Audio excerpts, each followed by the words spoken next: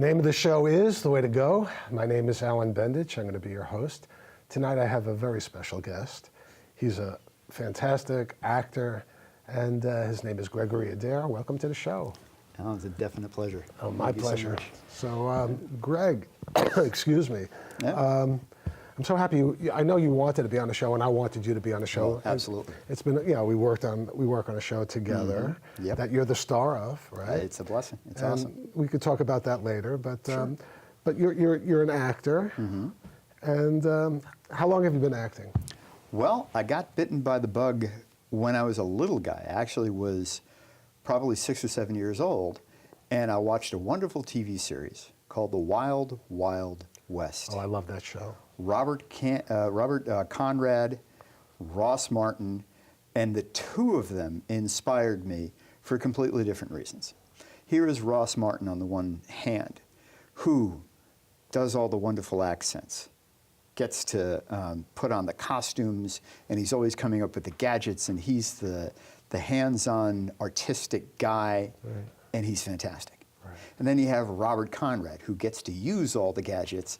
He rides a horse, he fights, and he gets the girl at the end. Right. And I'm like, I want to do that. And it was awesome because when you're a kid, you think, oh, I want to be a fireman one day, or I want to be a policeman one day. Well, if you're an actor, God willing, if you're working, Right. you get to do all of that stuff. No. But the thing that was amazing about that show was the commitment to doing the best they could with the scripts that they had. They had an awful lot of fun, and they were entertaining, and that's the biggest thing. Yeah, they had a lot of chemistry together. Absolutely, absolutely. And I'm really trying to remember the actual show that I was on with Robert Conrad, but I met him in the '80s when I was out in Hollywood. And Was that Baba Black Sheep? No, he was a guest star on another show, and Okay. for the life of me, I've been after you Right. mentioned his name, Right. I was trying because I Right. worked on a lot of different shows when I was out in Hollywood, but and this is when his hair had already turned gray, Yes. but he still looked great. I mean, he Yeah. always had that. He was a very handsome actor, Yeah. and very talented, and is still alive and does a podcast. Oh, really? I think every week, something like that. I think on Thursdays. So. But yeah, he Good was, thing. and it was fun. That's the other thing about being an actor is you get a chance to really, if you're lucky, to meet like people that you never expected to meet. Absolutely. You know? Absolutely. So you're a little kid that looking on TV. Yep. So Yep. how did you transform that dream to reality? Well, when I was in college, I'm from here. I'm from the Larchmont Mamaroneck area. Yeah. I actually graduated from Mamaroneck High School in 1979. Cool. And I always wanted to act, even when I was in high school, but I didn't have the courage to do it. And then I got to college, and because I was a big shop head at Mamaroneck High School, I went on to SUNY Oswego. Yes. And got a 4-year degree, but my original concentration was being an industrial arts teaching major, which means I would Interesting. become a shop teacher. Cool. Well, after 1 year of taking all those classes, I Right. realized I don't want to be a shop teacher. And I decided I'm going to switch my major to theater. And I walked into the theater department and said, hi, I'm from the other side of campus, and I'm going to change my major to concentrate on theater. Right. And they're like, oh, so you want to be a technician? I'm like, no, I want to be an actor. And not 2 weeks later, I got cast as Proteus in a shortened version of Two Gentlemen of Verona. Right. And I was hooked because, Shakespeare. Right. I think if he keeps on writing, he's going to be a good writer one day. I think people are going to listen to that guy. You heard it here first. So, but my daughter actually goes to Wesleyan, and she was a dance major. She did some choreography, but she decided not to go professionally. Okay. When did you make the decision to go professionally? Because there's a lot of acting yeah, students. Yeah. Oh yeah. I really from the first moment that I said this is what I want to do. Yes. I was like, this is what I want to do. Right. And I remember in the summer of 1981, my sister had gotten married, and my brother decided to grab me and take me down to Florida and work with him on a construction site, because I look up to my older brother, Bob, to this day, like you wouldn't believe. He's an amazing carpenter, father, family man. I mean, he's just an amazing guy. I have another brother, Larry, who's as amazing as he is, and 2 sisters. And big family. Oh yeah, Cool. Yep. There were 6 of us, and now there are 5 of us. But the Adair family is amazing. So he takes me down to Florida, and he's like, well, Greg, Dad's really concerned that. What you're going to do with the rest of your life. And I was like, not for nothing, Bob, but if Dad is so god-awful concerned, why isn't he talking to me? Right. And so he and I had a conversation, and he's like, Greg, what are you going to do? And I was like, Bob, listen, in 2 years, which would be 1983, I'm going to graduate college.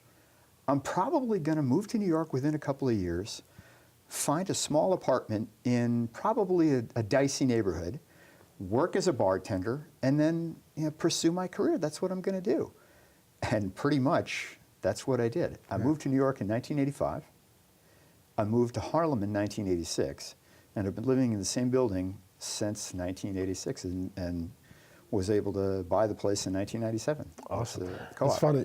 You mentioned the whole be a bartender, and I was a bartender for 13 years before I transitioned into a different job. But during that time, I was also pursuing acting. Yeah.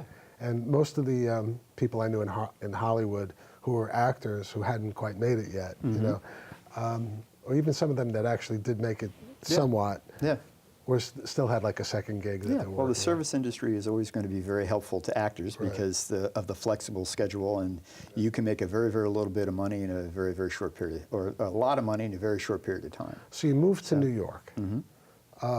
What was what kind of transition was that from where you were? Like nothing else in the world. Right.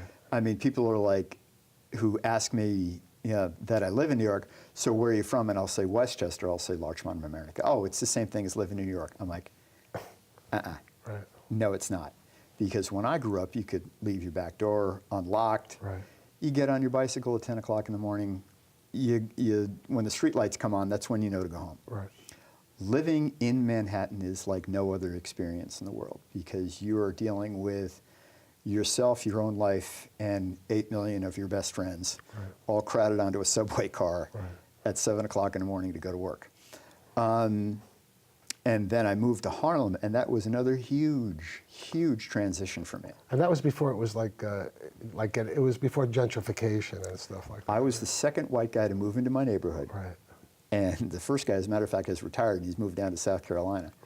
Right. But I'm still living in the same building. And it was funny, I was talking with a neighbor of mine a year after I had moved into the neighborhood. And I was like, what's the take on me? What do people think about me when they see me walking around? They're like, well, we thought you were either a cop or you were crazy. Right. Either way, we didn't want to mess with you. Right. But I mean, crazy is a good thing for people to think you are. Oh yeah, if they think either you're insane or you're packing, that's not something you want to necessarily change in their thinking. Did you have any altercations at all in the time? I've had a number of situations that were interesting. Let's just put it that way. But you survived them all. I did. Did the other guy? Pretty much. Okay. Well, I remember this one kid about 5 or 6 years ago. I was walking out of my bodega with my bag of dog food and my cup of coffee. Yes. And he says to me, what are you doing in my neighborhood? And he was about 6'3". Oh my God. 17 years old. Right. And I stepped real close to him and I lowered my glasses and I was like, how old are you? And he goes, I'm 17. I'm like, Well, I've been living in this neighborhood close to 30 years. And then I stepped even closer to him and I said, so what are you doing in my neighborhood? I said, don't assume that I'm afraid, because I'm not. Right. And I walked away and 3 or 4 of my neighbors converged on the kid. Right. And 2, 3 days later after that, I'm walking out of my building to go get my cup of coffee. Right. And he's like, oh, hi, sir. How you doing? I'm like, I'm doing fine. How are you? That's wonderful. And he just let stuff like that go because that's just. No, but I've had guns pulled on me several times in New York. Yeah. At a James Taylor concert waiting outside. Wow. At a bodega in the Bronx, because I'm a Bronx boy. Yep. But nothing, again, and also when I was bartending in New Rochelle, of all places, at a place called the Lollipop Disco in New Rochelle. I had been dating this girl, and it turns out her boyfriend came in and, had this little gun pointed at my head. Oh, yeah. But no, thank God no one ever pulled the trigger. That's all. And it was so funny because I used to live in the building that I live in on the first floor. Right. And that's where every night at around 11:15, the local dice game would begin. Now, I would get home at like 1 o'clock in the morning, and these guys just throwing the dice. And I would go inside, I would get my dog, I would walk my dog, I would come back, get all squared away. Right. And this became a ritual for years. I would open up the window, and I would kind of lean out the window. And I was like, hey guys, what's going on? And I'm like, and I was like, listen, I know this game's important to you, but please, I got to get to work in the morning, and you guys might as well be playing under my bed or next to my bed because I can hear you just the same. If you could, please, either move it up the block or down the block, I'd appreciate it. Fast forward to 15 years later. Yes. I'm walking into my building, and this guy walks past me, and he goes, hey, you. I was like, hey, how you doing? He goes, you don't remember me, do you? I'm like, nope, I don't. Who are you? And he goes, I was shooting dice under your window one night. I was like, really? And I'm thinking, yeah, you and about 500 other guys. What's your point? And he says, yeah, I had a loaded .38 on me that night, and I was losing. And the only reason I didn't unload that gun in your face is because you spoke to me respectfully. I just want you to know I appreciate that. And he walked away. Wow. And I was like, thank you. Right. And I walked into my apartment and, fell on the floor. Well, actually, when I think back, there was one time where I actually had to go to the hospital because of an incident, but that was more because I was a bartender and I kissed the owner's daughter, but I didn't know it was the owner's daughter. Ooh. And he didn't want me to be. He didn't want his daughter to be kissing a bartender. So I wound up going to. I wound up in Montefiore Medical Center with my eye cut, the eyeball cut. The conjunctiva was cut and was bleeding on the inside. But, it healed. You had that and a story to tell. Oh, that's wonderful. So let's fast forward a little bit. We can always go back. Tell us a little bit about the project that you're working on now. Oh, it is amazing. I am the lead in a web series called The Fez Belcher Show. Right. Fez Belcher is a aging punk rocker living in the East Village, still trying to hang on. He's hanging on to his dream and his music. Right. He had a hit album with his band, The Honest Aids, called Blizzards of Pain. I love it. And he's still making money off of the residuals from that album. Awesome. And he has his own stalker, so he's legitimate. And he has a manager that's still trying to get him work. Right. And the proverbial everything that can go wrong goes worse. Because this guy makes some of the most ill-advised decisions I've ever seen to very funny effect. Well, you brought a trailer with you today to the show. Would you like to share it with our audience? Well, this is basically the first trailer that Lindley Farley, who is the writer, producer, director, and he's amazing, put together for the show. And we did a lot in that trailer to develop who I am, who the other people are, what's the environment, and that's what we have. And we'll get into a lot about Lindley a little later. Yes, okay, absolutely, so 100%. Let's take a look at the Fez Belcher Show. Fez Belcher.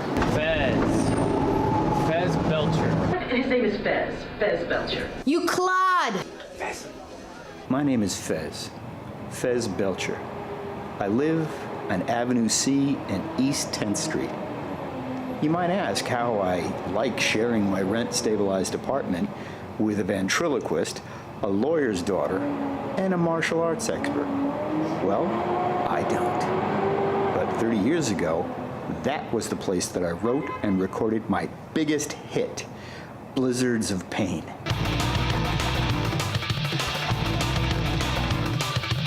I'm talking Blizzards of Pain, Part 2. Dog in the mud, steps in his poo. I smell shit, what too? I mean every track, done done exactly the same way, only 30 years later. How much is that? Starts $9.79. Tomorrow, I'm going to give you an advance of $2,500. You can spend that any way you like. Cash it tomorrow. It's gonna be fine. Dude, this is $150. You said $2,500. Simple answer. Yes or no? Oh, I almost forgot my commission. Thank you. This is $150, okay? I can't believe how lucky we are. I don't have it, all right? I got like $2 on me, and we're gonna... Are you saying you don't have any money at all, man? Drugs, alcohol, vice, that's all you offer. I will not succumb to your wiles.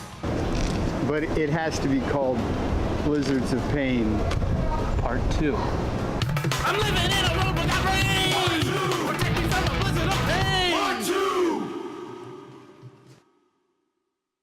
I need my privacy, Fez.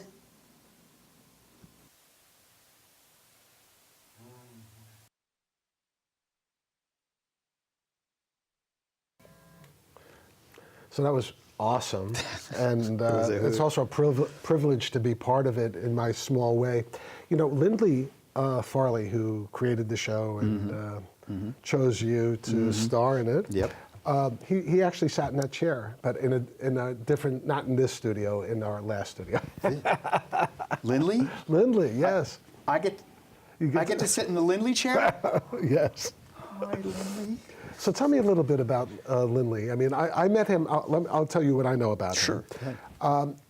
There's a guy named JT, John Thomas, who I met in 2011, I think it was, and he's become like the casting director of the show. You know, but he's a buddy of mine, and I've gotten films, you know, being associated with him, and I also have gotten actors to work on my films. But he introduced me to Lindley, and I brought him on the show, and that's how I first met him. Yeah.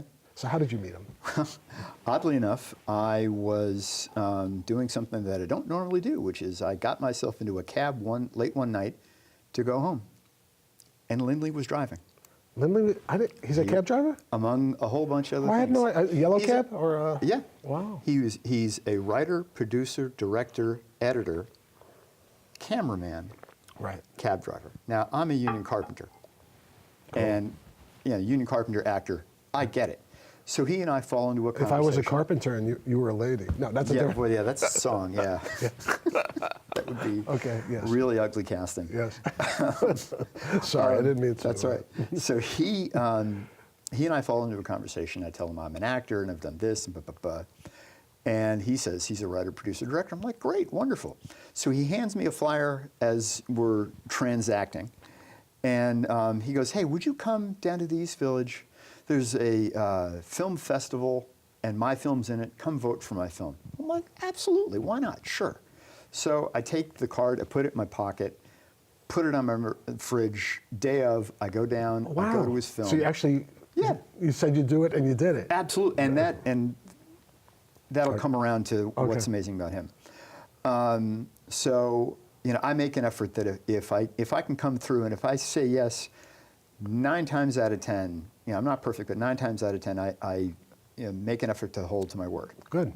So I go down there, I vote for his film, shake his hand, great. He asked me to come to another one maybe 6 months later. I go to that, I vote for it, great. And he and I become friends on Facebook. Hey, Lindley, I'm doing this new thing, or I'm doing this play, or something like that. If you can make it, great. If you can't, I understand, that Right. kind of thing. So maybe about a year later, he says to me, I'm going to write something for you.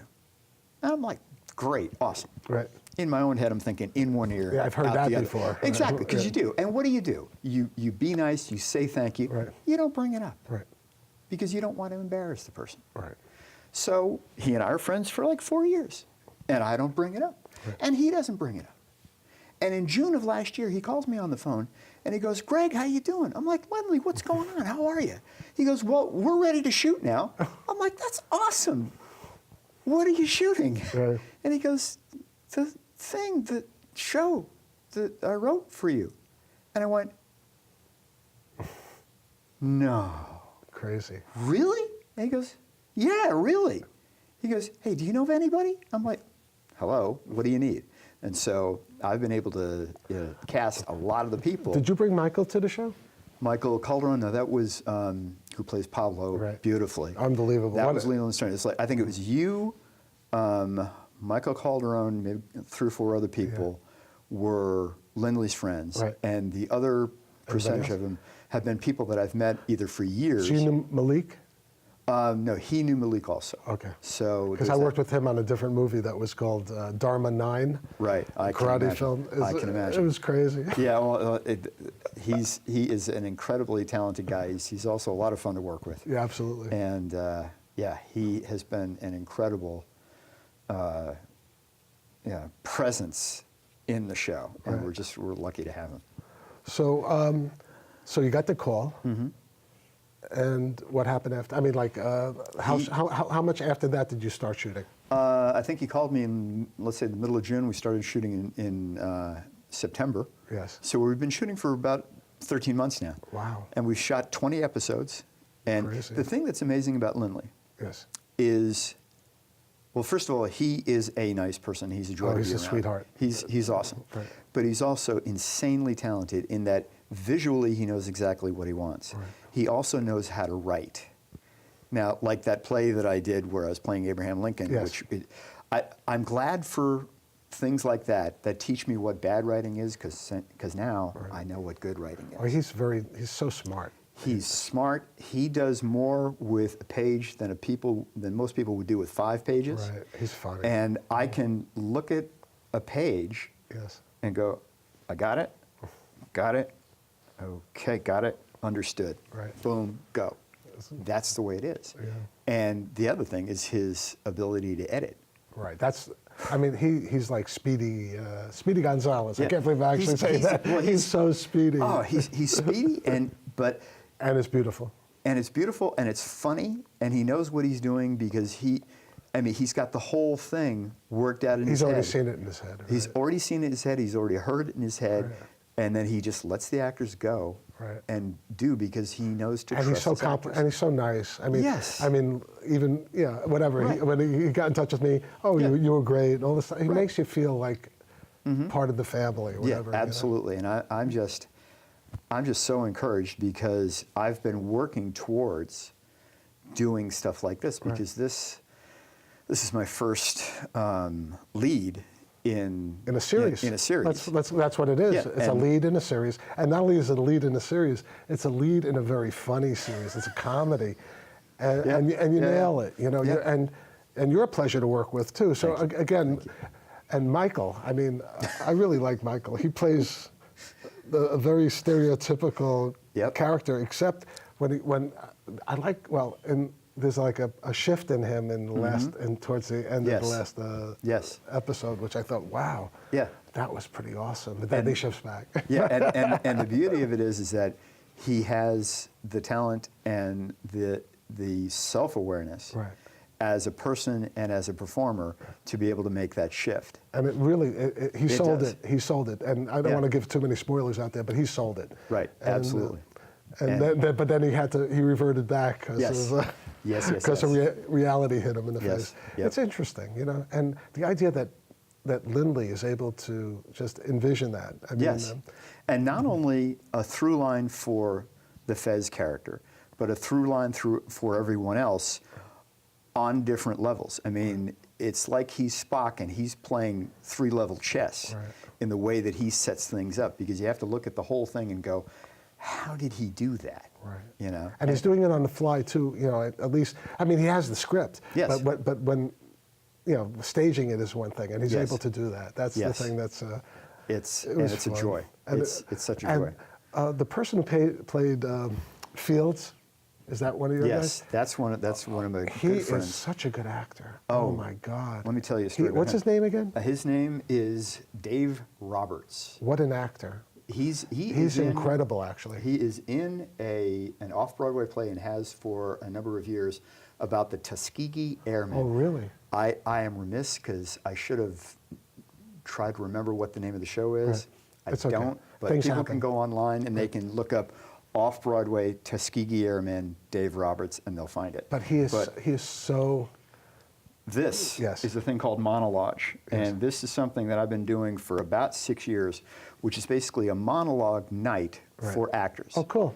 It's like where actors can take and, well, comedians can have an open mic night. Right. This is kind of an open mic night, and this is where I met Dave Roberts. Right. And I'll tell you the story. He gets up at an audition that we had for this, and he does a kind of pedestrian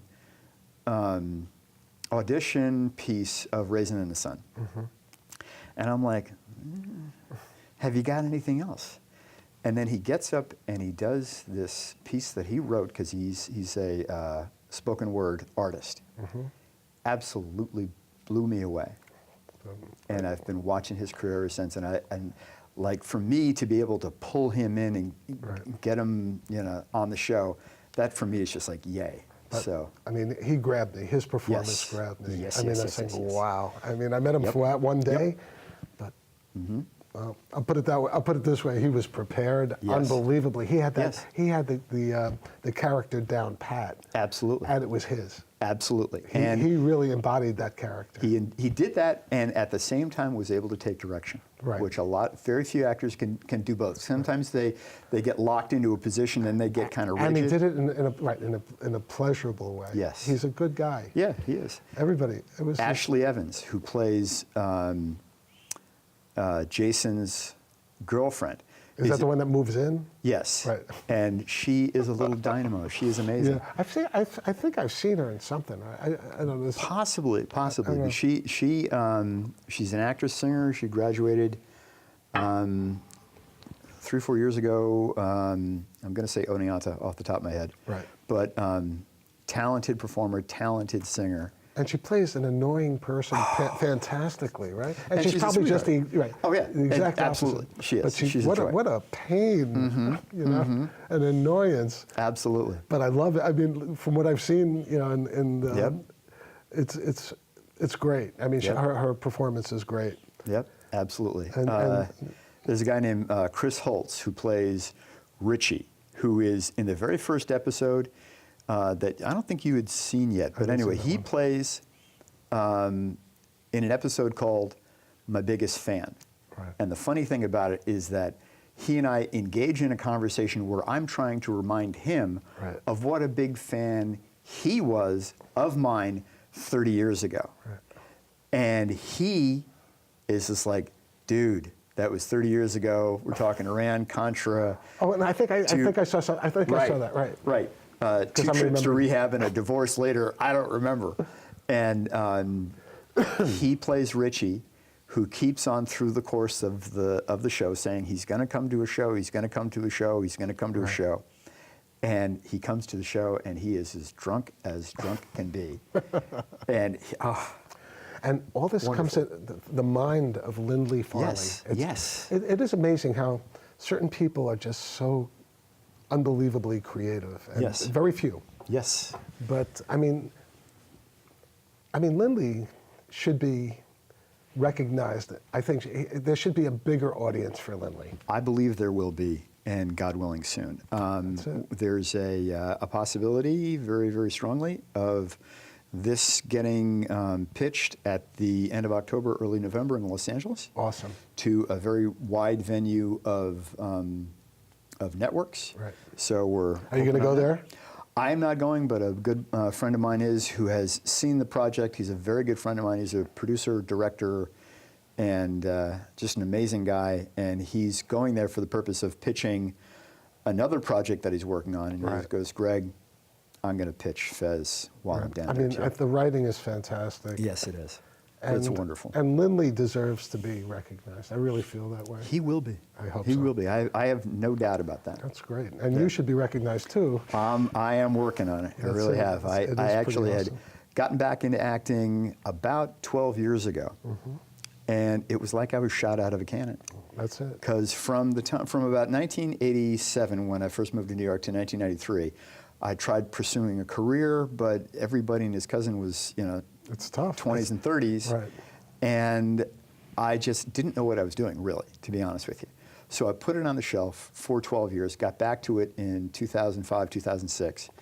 And I've done Yeah, and the thing is, I would say this, like Hollywood was good in the 80s and 90s. Yes. But I think New York is really where it's happening right now. Absolutely.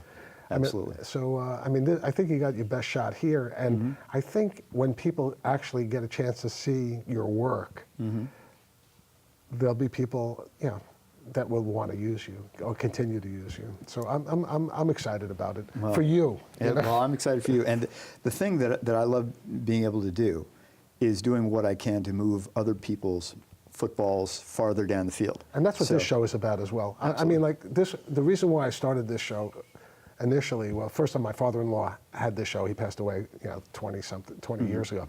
But it was really to promote actors and people I've worked with, and filmmakers and stuff like that. Give them an opportunity to have a platform to to promote themselves, and it's fun. I enjoy it. It's like the thing I enjoy most in my life. I love this show, and I love the people at LMC TV. And well, it shows. I mean, this is a wonderful venue. Right, and Dina is.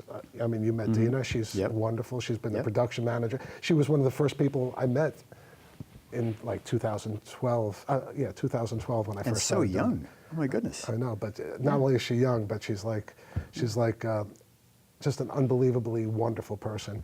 But as wonderful as everything is, there's just one thing left to say. That's a wrap. Good night, folks. Yeah, man.